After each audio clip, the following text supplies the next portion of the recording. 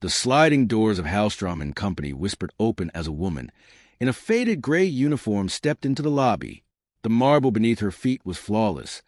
The chandeliers above shimmered like diamonds. A suited man at the reception desk barely looked up before frowning. "Ma'am, staff uses a service entrance," he said, tone cold. She met his gaze calmly. "I'm here for the 10 a.m. meeting." A businessman nearby scoffed. "Maybe she's here to clean the chairs before the meeting." A few others laughed. The receptionist didn't check the list, didn't ask her name. "We can't let you loiter here. Please step outside." She stood for a moment, then nodded and turned to leave, her silence louder than their laughter. No one asked who she was. No one cared. But what they didn't know was that the same woman they mocked would return the next morning, not with a mop, but with the power to change every life in that room forever. Maria had worked at Hallstrom and Company for 7 long years. Every morning, before the sun rose over the city skyline, she arrived quietly, her routine as steady as the ticking of the lobby clock. She never missed a day, never raised her voice. Her uniform was always pressed, her smile soft, her eyes tired but kind. She swept the marble floors like she was caring for something sacred. The other cleaning staff admired her discipline. Some even called her Mama Maria for how she helped them, gave advice, and shared her packed lunches when someone forgot theirs. But while the workers respected her, the executives rarely noticed her existence. To them, she was just another background figure, blending into the shadows of their high-powered world. Carla Hallstrom, the daughter of the company's CEO, had only been working there for 6 months, but she carried herself like she owned the building. Designer bags, stiletto heels, and attitude sharper than her manicured nails. One morning, Maria was cleaning the elevator mirrors when Carla stepped in, barely acknowledging her presence. "Are you done yet?" she snapped. "Clean faster. This isn't your palace." The elevator doors closed, trapping Maria in silence beside her. Carla rolled her eyes and tapped on her phone, not waiting for a response. Maria said nothing. She simply stepped back, nodded, and quietly pressed the ground floor button. She cleaned that elevator 1,000 times. But today, her hands trembled just a little. By the time the doors opened again, Carla was gone, but her words lingered, stinging louder than the vacuum hums and broom strokes. Maria didn't cry. She never did. She had heard worse, felt worse. Yet deep inside, something shifted. Not anger, not pain. Something else, quiet, steady, waiting. Maria's days started before the city stretched awake. She moved like a ghost through the hushed halls of Hallstrom and Company, polishing brass rails, wiping down windows no one noticed, and placing fresh flowers in the lobbies that others took credit for. She never asked for recognition, only worked with the quiet grace of someone who understood life from the bottom up. Each morning, she brought an extra sandwich in her bag. She never told anyone, but it was for Ben, the security guard's son, who often waited in the break room while his father worked the early shift. Maria would leave it on the table with a note. "Eat well today, little one." She never signed her name. She didn't have to. The elevator was a place Maria dreaded. That steel box wasn't just small. It was where eyes rolled, noses turned up, and insults whispered just loud enough to sting. "Ugh, that mop smell again," Carla once said as Maria stepped in with her cart. The others laughed. Maria simply pressed a button and kept her gaze forward. In the executive lounge, she wiped tables between meetings, always careful not to disturb a single paper. Once, as she reached to clean a spilled cup of coffee near Carla's stilettos, Carla recoiled. "Don't touch me," she hissed, jerking her leg back as if Maria were some contagious disease. The room paused. A few chuckled under their breath. One man said, "Careful, Carla. She might sue you for emotional distress." Maria said nothing. She folded the napkin she was using, tucked into the trash, and moved on to the next table. Behind her, they laughed again. She didn't flinch. In the staff hallway, she overheard jokes. "Bet she sleeps with her mop," one in turn muttered to another. Or, "Maybe she's got some royal blood. Look at how she walks around like she owns a place." They didn't know Maria spoke perfect English. She just chose silence. She helped the janitor's wife fill out a hospital form on her break. She taught the new cleaning boy how to properly clean the glass partitions without leaving streaks. She fixed the vending machine twice when no one else could. And when the AC broke on the hottest day of summer, she brought ice water in paper cups to the guards stuck at the gate. And still, every day, she was invisible. The suits passed her without a glance. The elevators closed a little faster when she approached. No one held doors. No one said thank you. But Maria never let it change her. Not her voice, not her values. She moved with dignity. Quiet, still, calm, like a woman who knew that the storm wasn't outside, it was inside her. And one day, when the winds finally turned, she would rise with them. It was a Tuesday morning when everything shifted. The executive conference room was buzzing. Papers shuffled, screens flickered, and tension hung in the air. The CEO, Mr. Hallstrom himself, was preparing for a high-stakes investor meeting. A final draft of projected earnings report was laid out on the table, surrounded by assistants and analysts.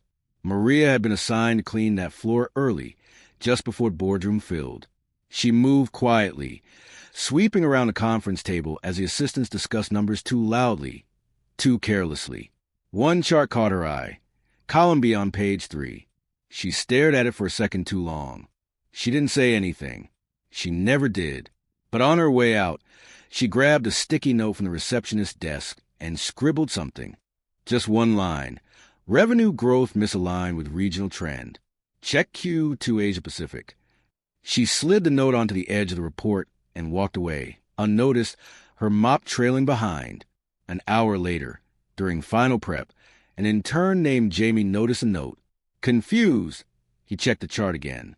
The numbers didn't make sense. Quietly, he reran the projections using the correct regional metrics. His face went pale.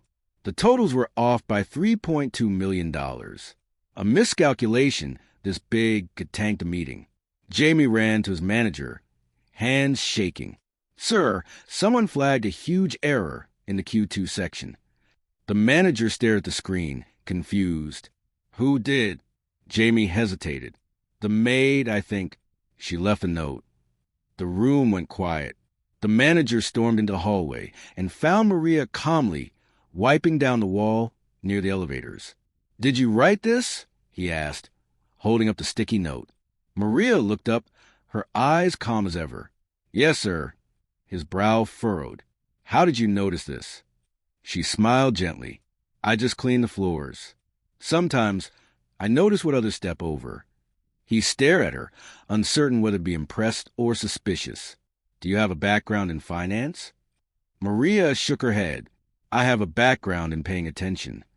She turned back to her cleaning, leaving him speechless. Word spread quickly among the junior staff, but the executives never heard about the mistake.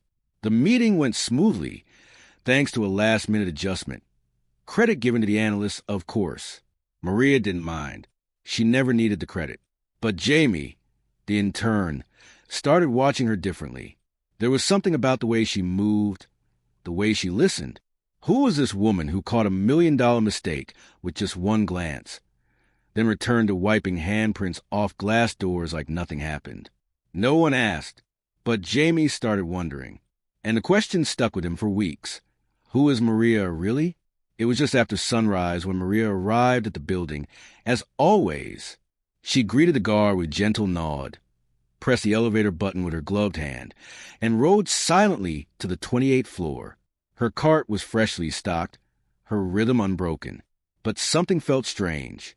Whispers among the staff, avoided eye contact, nervous glances in her direction. When she reached the janitor's closet, her supervisor, Mr. Keller, was already waiting, arms crossed, a folder clutched in his hand. Maria, he said flatly, come with me. She followed him into a back office where 2 building managers were seated, stiff and awkward. Keller didn't sit. He opened the folder and pulled out a printed photo of a gold watch. This item, he said, tapping the image, was reported missing from Miss Carla Hallstrom's office yesterday. Maria said nothing. We reviewed the schedule. You were the only staff member assigned to clean her floor after hours. Still, Maria stayed silent. Her eyes were steady. She says she left the watch on her desk. This morning it was gone. And you believe her, Maria said calmly. Not a question, just a statement. Keller shifted uncomfortably. There's no camera on that hallway. No proof. But it's her word and no reason to doubt her. Maria nodded slowly. Then I understand. We'll be terminating your contract immediately, Keller said. You're to leave the premises now. Your last paycheck will be mailed. She didn't argue, didn't cry, just removed her gloves, folded them neatly, and placed them on the edge of the cart. Outside the office, Carla stood with her arms folded, watching with smug satisfaction. As Maria walked past, Carla tilted her head and said loud enough for others to hear, "Shame." She was so loyal. Maybe now she'll learn not to touch what doesn't belong to her. Someone snorted in agreement. Maria didn't stop, didn't speak. She simply walked out of the building she had served for 7 years, without protest, without pleading. Behind her, Carla smirked. She'll be back, she said to a colleague, begging for this job. People like her always do. But what Carla didn't know was that Maria would never return as a maid. The next time she stepped into Hallstrom and Company, it wouldn't be to clean floors. It would be to clean house. 3 weeks passed, but the air inside Hallstrom and Company felt heavier than ever. Whispers floated through the halls. Rumors of a massive buy-in, a mystery investor preparing to take over majority share. The tension was visible. Assistants were double-checking reports, managers snapping at interns. Even the senior partners seemed restless. Carla strutted through the office with more attitude than usual, her heels clicking like gunshots on the polished floor. Her father, Richard Hallstrom, had been in his office since dawn, reviewing documents, muttering under his breath. He'd received word that the new investor was powerful, extremely wealthy, and known for restructuring companies from the inside out. The executive boardroom was being prepped like a war room. Catered food, fresh flowers, new binders printed in gold. Every corner was being polished, every window wiped twice. Carla leaned against the glass wall of the conference room, sipping an overpriced coffee and smirking at the chaos. Honestly, she whispered to a co-worker, these people act like they're meeting royalty. Her father stormed out of his office. No mistakes today, he barked. None. Do you hear me? We are not losing control of this company. Smile. Stay sharp. And for God's sake, don't ask questions you can't answer. Carla rolled her eyes but nodded. Reception buzzed. A black car had arrived. The investor was here. People adjusted ties, checked mirrors. Phone silenced. A strange hush fell over the floor. No one knew the name. No one knew the face. All they knew was that whoever was about to walk through those glass doors now had the power to change everything. ChatGPT said, the black Rolls-Royce glided to a silent stop at the front entrance of Hallstrom and Company. Its tinted doors opened slowly, and for a moment, no one inside the lobby breathed. A slender figure stepped out, heels clicking softly against the pavement, her silhouette commanding, elegant. She wore a deep navy suit, tailored to perfection, her hair pinned back with precision. A sleek leather handbag rested on her arm, and beside her walked a poised assistant carrying a slim tablet. Gasps rippled through the front desk as the receptionist stood frozen, unable to look away. Across the floor, interns paused mid-walk, their eyes wide with disbelief. Inside the boardroom, Richard Hallstrom was standing near the window. He watched as the car arrived, ready to greet the new investor. But as he caught sight of the woman stepping out, his mouth fell open. "No," he whispered. She walked through the glass doors slowly, her presence changing the temperature of the room. The same lobby that once pushed her out now held its breath as she passed. Executives stood. Assistants dropped their pens. Carla, seated near the front, turned casually until she saw the woman in heels approaching, her face drained of color. Her coffee cup slipped from her hand and hit the floor with a soft clink. Maria didn't glance her way. She walked straight to the head of the table, meeting Richard Hallstrom's stunned eyes without blinking. "Ladies and gentlemen," the COO announced from the corner, clearing his throat, "may I introduce our lead investor, Maria de la Vega." Silence fell again. Maria turned to face the room, her voice calm, unwavering. "I believe we have a meeting today," she said, her eyes locking onto the stunned receptionist, then back to Richard. She let the moment stretch, then added with a soft smile, "Tell me, do you have a room for me this time?" ChatGPT said. The tension in the boardroom was thick as Maria took her seat at the head of the table. Richard Hallstrom remained standing, pale and sweating, while Carla sat stiffly, her eyes darting around, hoping this was all some mistake. Maria placed a slim folder on the polished table and slid it forward. "Before we begin," she said, "I believe some unfinished business must be addressed." She nodded to her assistant, who tapped on the tablet. A large screen lit up behind her. Footage began to play, grainy security camera video from a hallway outside Carla's office. It showed Maria cleaning, placing items neatly on Carla's desk, then leaving with nothing in her hands.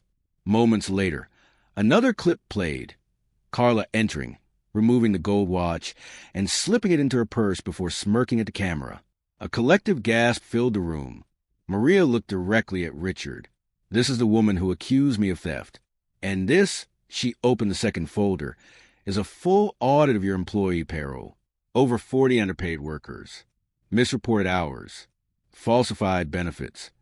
She pushed forward copies of documents, bank slips, and signatures. The executives looked at each other, shocked.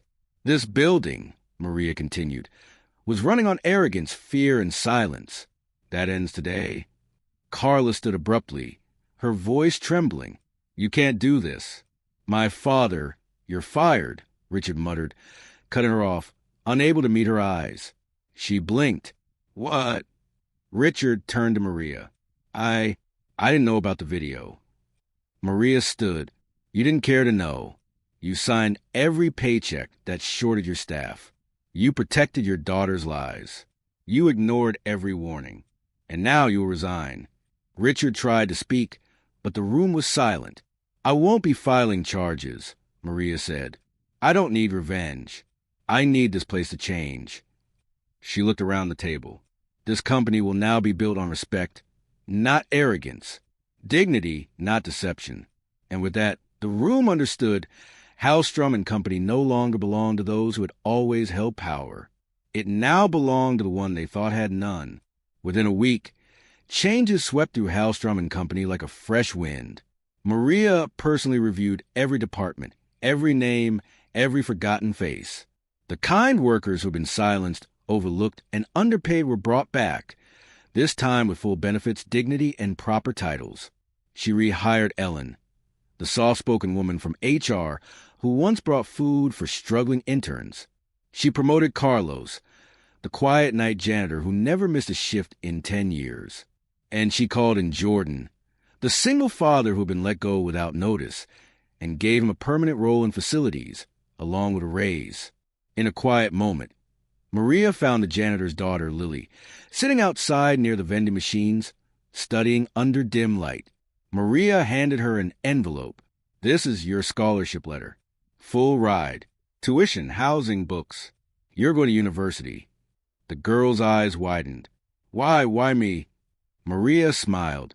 "Because someone once gave me a chance when no one else did. And now it's my turn." Carla packed her things in silence. No one offered to help.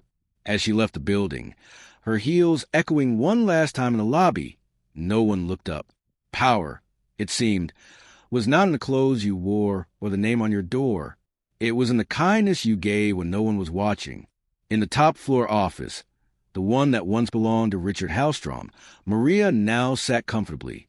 The blinds were open, the sky wide above the city she once cleaned in silence. A cup of tea sat beside her, still warm. She sipped slowly, the calm never leaving her face. Outside, the name on the building had changed. It no longer read Hallstrom and Company. It simply read the La Vega Group. A soft voiceover closed the story. They called her a maid, but she was the one who owned the building. Fade to black.